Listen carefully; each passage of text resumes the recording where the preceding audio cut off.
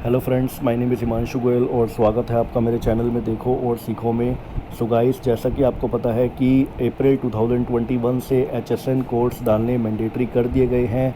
आप सभी को पता है कि अगर आपकी टर्नओवर प्रीवियस ईयर में अप टू 5 करोड़ तक की है तो आपको 4 डिजिट के HSN कोड डालने हैं और जो HSN कोड डालने हैं वो B2B ट्रांजेक्शन्स के लिए मैंडेटरी हैं, B2C ट्रांजेक्शन्स के लिए मैंडेटरी नहीं हैं।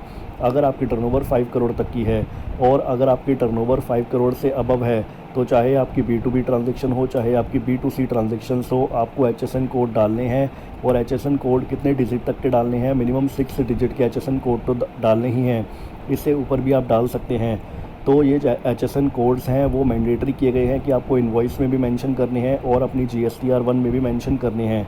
तो बहुत से टैक्स पेयर्स का एक क्वेश्चन ये आ रहा है कि जब वो अपनी मई 2021 की GSTR1 फाइल करने जाएंगे और जिनकी टर्नओवर अप टू 5 करोड़ तक की है तो उनको खाली B2B ट्रांजेक्शन्स के लिए HSN कोड डालने हैं। तो अगर मान लीजिए उन्होंने खाली B2B ट्रांजेक्शन्स के लिए HSN कोड डाल दिए, B2C ट्रांजेक्शन्स के लिए HSN कोड नहीं डाले, तो क्या इस केस में उनके ऊपर पेनल्टी लग सकती है?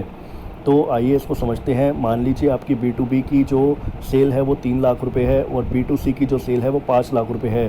टोटल आपकी सेल 8 लाख रुपए है, तो आपको 8 लाख रुपए के ही HSN कोड डालने हैं जो आपने 8 लाख रुपए की सेल करी है।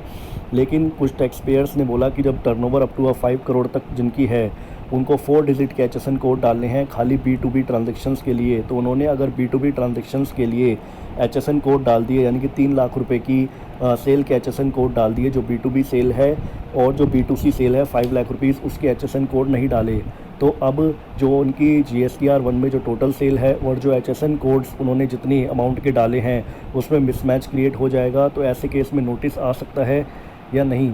तो ऐसे में नोटिस आ सकता है क्योंकि ये मिसमैच है। तो यहाँ पर आप सभी को एक काम करना पड़ेगा कि आपको रिको बना करके रखना पड़ेगा, या फिर आप रिको बना सकते हैं और या फिर आप B2B प्लस B2C दोनों के HSN कोड डालिए। तो इस केस में टैक्स पेयर्स के क्वेश्चन ये भी है कि क्या उसमें कोई पेनल्टी भी लग सकती है? जी हाँ, इसमें पेनल्टी लग सकती है। सेक्शन 125 जो जर्नल पेनल्टी का सेक्शन है वो इससे डील करता है। जर्नल पेनल्टी का सेक्शन ये बोलता है कि अगर किसी भी स्पेसिफिक क्लॉज में कोई पेनल्टी मेंशन नहीं है, कहीं पर भी स्पेसिफिक पेनल्टी मेंशन नहीं है, तो जर्नल पेनल्टी वाला सेक्शन 125 डील करता है, जिसमें मैक्सिमम 50,000 रुपीज़ की पेनल्टी लग सकती है, जिसमें CGST की 25,000 और SGST की 25,000 है। सो गाइस, आपको बहुत ही केयरफुली अपनी GSTR1 फाइल करनी है और उसमें HSN कोड भी आपको प्रॉपर मेंशन करने हैं। अगर आपके HSN कोड गलत हुए या HSN कोड आपने जिस रेट का HSN कोड है और जिस रेट पर आप सेल कर रहे हो वो अलग अलग हुए तो आपके केस में पेनल्टी लग सकती है। सो गाइस, होप आपको ये वीडियो अच्छी लगी होगी। इसी के साथ मैं अपनी वीडियो क्लोज़ करना चाहूँगा। Thank you guys, thank you for watching this.